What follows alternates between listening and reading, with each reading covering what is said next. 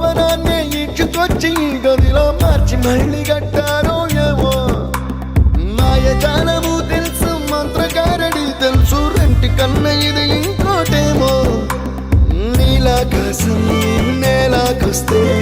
ఇట్టాగే ఉంటాదో ఏమో ఈ సంతోషం దాచాలంటే హృదయాలు ఓ వంద కావాలేమో ఇంతందంగా ఉంటుందా